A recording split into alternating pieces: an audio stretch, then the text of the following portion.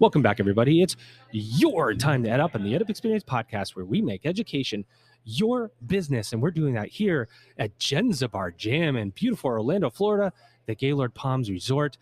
We are just getting started, ladies and gentlemen, talking to amazing folks in and around higher education today at the Jam Conference. There's people everywhere. You hear the chatter in the background. I've had like 7 cups of coffee. I'm ready to rock and roll. I'm slamming it in the microphone, which I forgot to tell my guests as you get this started. If you hit the microphone, it sounds like this. So we try to avoid doing that if you can. I've got 3 amazing guests with me, which means the pressure to get all the titles and names right is there. My back is sweating, my head is sweating, my ear, everything's sweating. I'm gonna get my guest co-host in first, because if I get him right, it takes a little bit of the pressure off. Here we go. He's Jim Brozeni. He's Director of Managed and Technical Services for Jenzabar. Jim, Nice to meet you. How are you? You did well. Are you ready for this? I am. Are you sure? I am sure. Are you really sure? I'm really sure. All right, because I know you got a lot of questions and you can offer a lot of insight. What do you think of this conference so far? You've been here. We've been here just a couple hours, but there's lots of people moving around already. It's awesome. I love coming here every year, getting a chance to see clients and seeing old faces. I've been doing this 20 plus years, so been to a lot of these, and it's always good to get out and socialize, especially post-COVID. Isn't it? I mean, you know, one of the biggest benefits of doing conferences like this these days is being able to see somebody go, hey, I haven't seen you in so long. What are you doing these days? And they're talking about how they serve students. I know that conversation was happening because I heard you guys talking with these 2 guests already.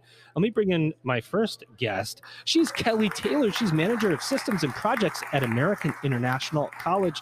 Kelly, how are you? I'm well. How are you? And you were kind of here and then you just jumped on. And what I love about you, Kelly, is that you immediately kicked off the co-founder of the EdUp Experience, Elvin Freitas, who is now sitting on the couch. Well done. Oh, thank you. I'd rather have you here than Elvin. And look, he's not even paying attention to me, which is fine. And our other second guest, and she is Mimi Royston. She's Chief Information Officer, American International College.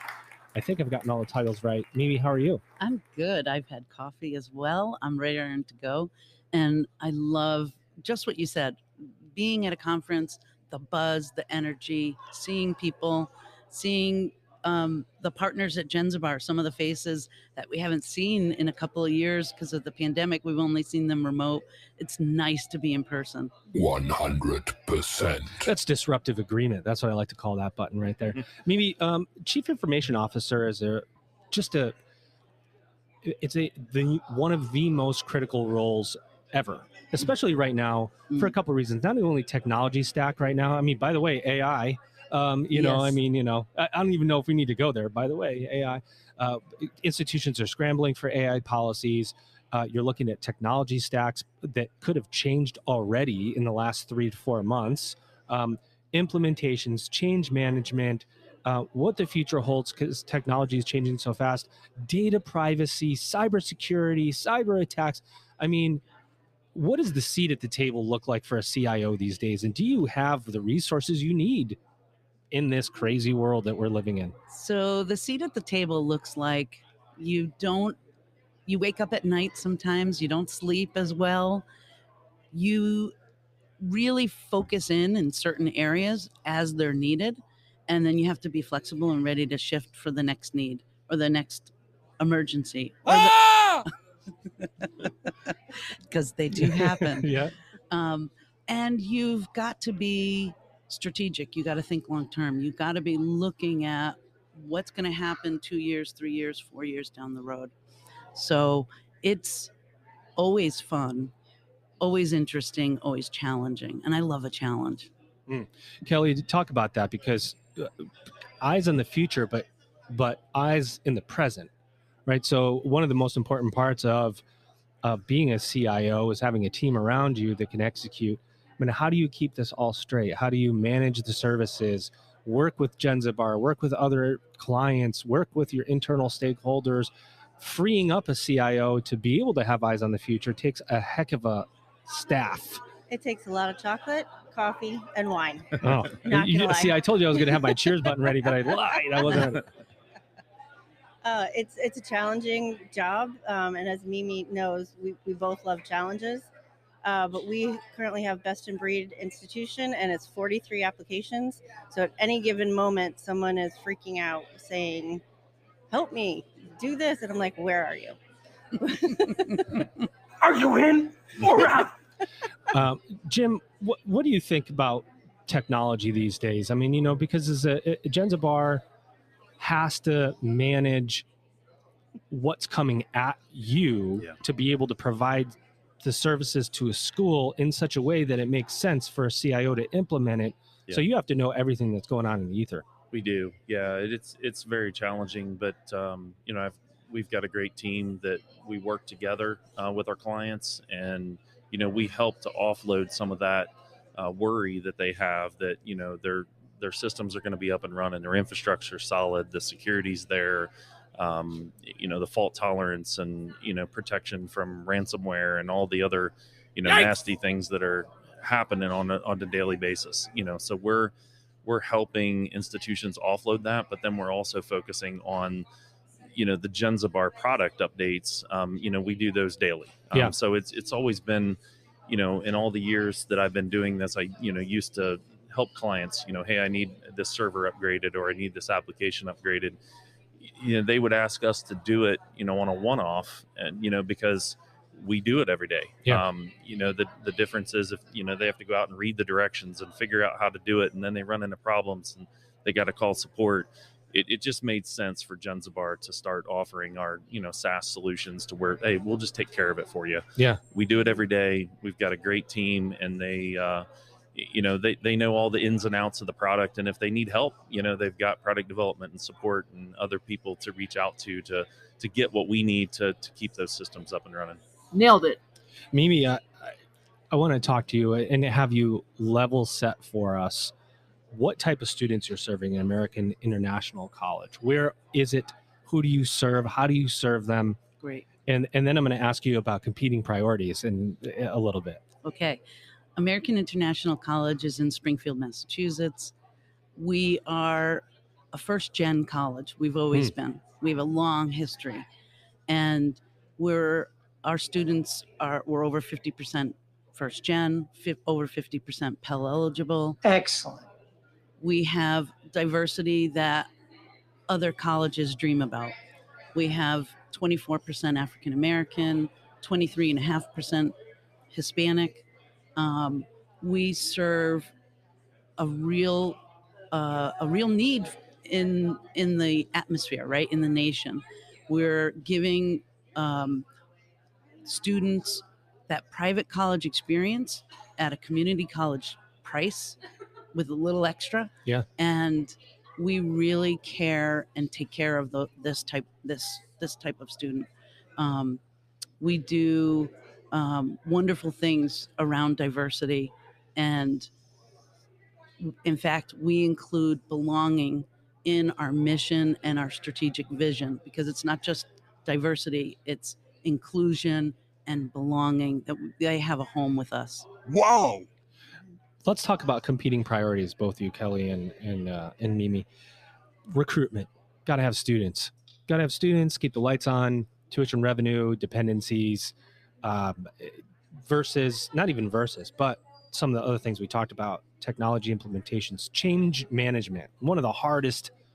I mean, let's talk about that a minute. Change management is really, really hard.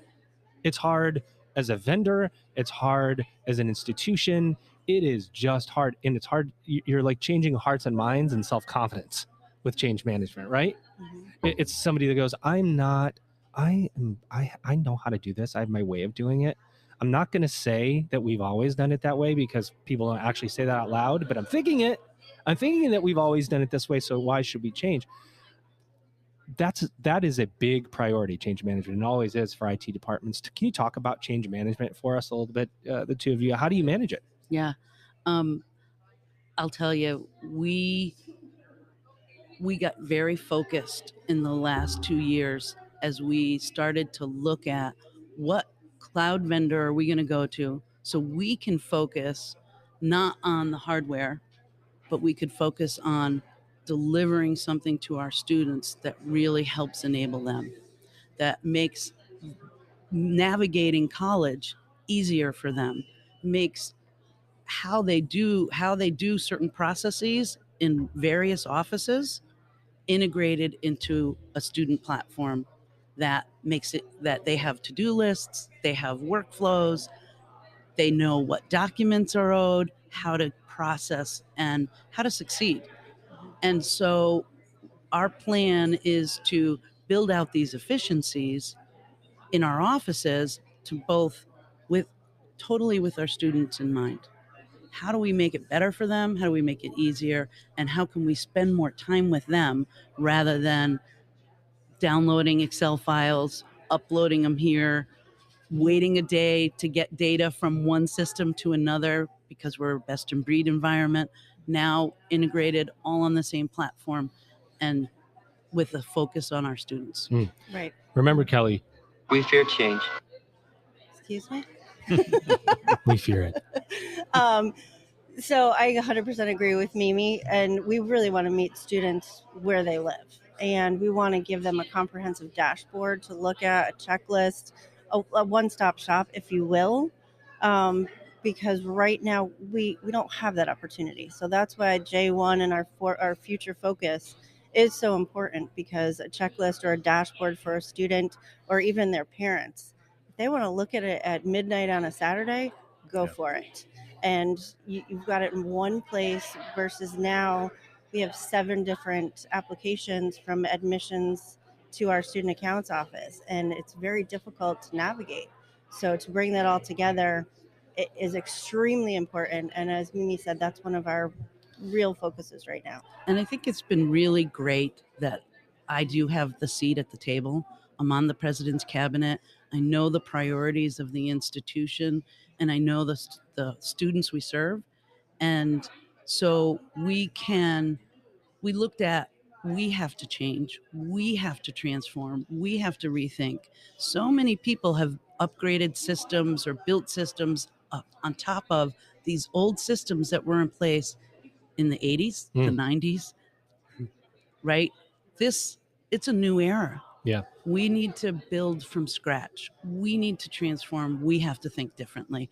And we've taken a large committee and have gotten the right people to say they agree. We need to do this completely different.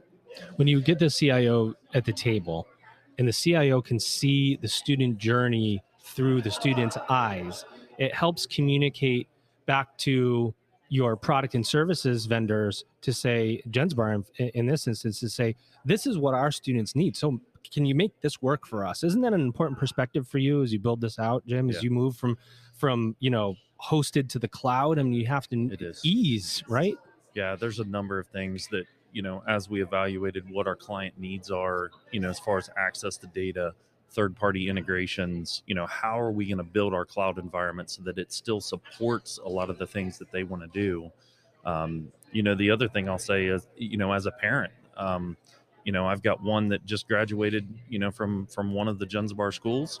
I've got another one in a 4-year program, and I've got one that just graduated from high school and from a 2-year program at the same time. You're going to be working for Jenzabar for a long time. Yeah, I think I am. So, but I got a chance to see how those institutions actually use our products, which is really neat to get on the other side of the fence and to see what they're doing. Sometimes I give them a little nudge and say, hey, you might want to think about using this, to help improve in those areas. But, we evaluate what our client needs are to make sure that we're working as a partner. I think that's the big thing is to, let's find out what it is you guys need, what data that you need access to, make sure we build our cloud infrastructure to support, what our client needs are.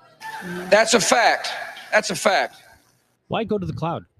What is the rationale? How does this happen? What is the conversation like? It's so simple. Go to the cloud because you can focus on what's more important.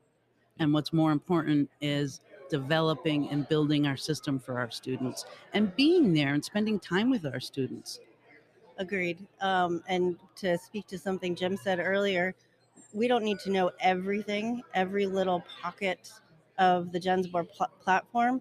Right now, if we're looking at servers and then applications and then the functional team, it's a lot to digest. And that's where competing priorities really comes in. It's like, where do I want to spend my time? And so we've enlisted managed services And for Mimi and I to really be on the same page throughout this whole experience, that's extremely important. We're not competing against each other.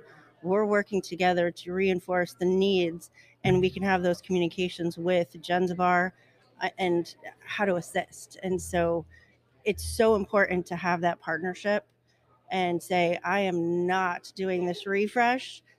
When can I get on your schedule? I'm watching the dynamic between the two of you, and I'm looking at Mimi, looking at you, Kelly, going, gosh, I can't do this without you. Like, I need somebody to help me manage all this, because it's a lot.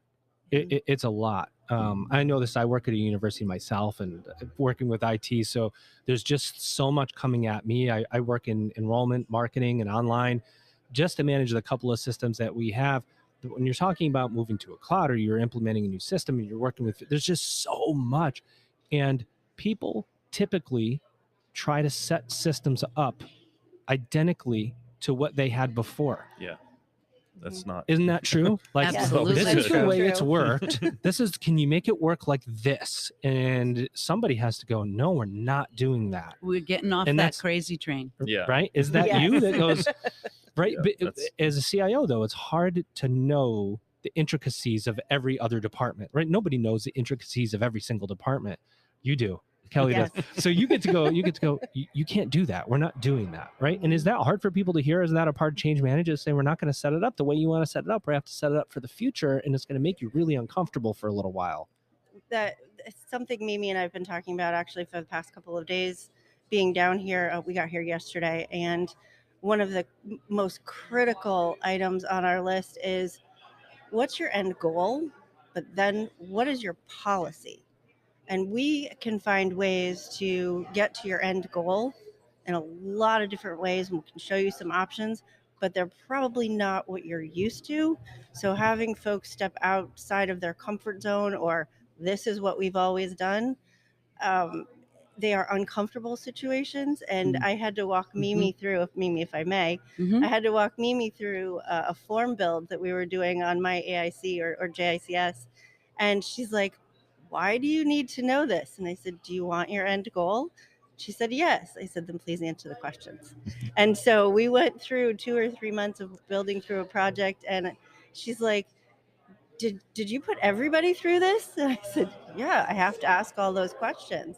And it is important to understand the dynamics in each office and what their goals are. But ultimately it goes back to, what is your policy? And then we can build anything to your policy, and we have something to fall back on. If you want to change it, we can work with you. But business transformation is critical, especially going from best in breed to this integrated ERP. I'm so excited. I'm such a nerd. But it's hard work. Yeah. It's hard work. Like, why are you asking me this? You're taking my control away from me. And you know, why do you need to know that? Well, there's a big picture, and you've got to look at it from many different angles. So some of the time we're going to need to have folks go to pen and paper. Forget about the tool. Let's go back to our vision. Yeah. Let's go back to what we want the student experience to be in changing a major.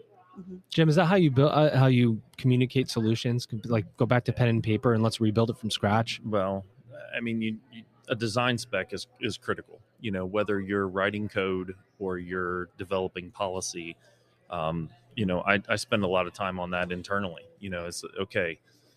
If we're going to make changes, the first thing, you know, might go back to computer science background, right? You know, the first thing you're taught is you spend more time on design than you ever do writing code. Well, when you're implementing, I mean, really it applies to everything, right? It If does. you don't have a good design, it's like somebody built, you know, a home builder building a house, but he doesn't have a set of plans. Well, you're going to end up with a really strange house, you know, and you're probably going to have a lot of problems. Well, no matter what problem you're trying to tackle, the design spec has to be the first step, you know, to build your foundation. And then from there, it makes things a lot easier because, you know, everybody agrees on where we're going. And these are the steps to get there. And I think that's, you know, what Kelly's kind of describing is, I need you to answer all these questions so that I can design this in a way that's going to give you what your ultimate goal is. And that's, I mean, we do the exact same thing. And people can have the vision, they can have a concept in their mind, but getting it down on that pen and paper That's and hard. into that spec, Yeah. that rubber hits the road there. And getting them to take the time to do it, to understand that if we put a little bit of time in now, it's going to save us a ton of time later. So, Absolutely. I 100% agree. And it's an uphill battle. It truly is an uphill battle, and folks don't like you at the end of the No. day. But At that's first, okay. at first, maybe. But that's okay. It's Yep. an understanding of the process, and then having the institution backing what we're doing to get us to a better place. That really means a lot. Once Yeah. it's delivered, they start to see the benefits. They start to see, oh my God, it actually works. It's all part of the plan. Ooh. Absolutely. Mimi, what do we say? Mimi, what do we say in Kelly advice to other CIOs looking at updating their technology stack, upgrading, looking toward the future? What's the advice that you give other people here at Jenzabar Jam, others that can't be here, about, I don't know, managing your IT for the future? Yeah. My advice is you got to roll up your sleeves. You got to be ready for that uphill climb, right? It's a marathon, not a sprint. You got to take that long approach, and you want to focus on getting as many goals and visions kind of detailed out so that you have everyone has an agreement about what we're delivering. Absolutely. And patience. Patience is key, because some folks are so uncomfortable stepping outside of their comfortable box or silo. We have to have patience, and hopefully they'll have patience with us and our 1 million questions. Well, you know what? You're allowed to ask those questions, because you can't upgrade technology if you don't understand, especially understand it from the student's perspective, from the user's perspective. Good thing we have Jim and Jenzabar helping to lead that charge. We appreciate all of you coming on the podcast today. I'm going to outro you one at a time. Here we go. My guest co-host today, he's Jim Brozeni. He's Director of Managed and Technical Services at Jenzabar. Jim, thanks for being my co-host today. Thank you for having me. My guests of honor, your guests of honor, we have Mimi Royston, CIO, and Kelly Taylor, Manager of Systems and Projects at American International College. Thank you very Yes. much. Thank for you, ladies. having Did you have a me. good time really on the appreciate podcast? it. Fun.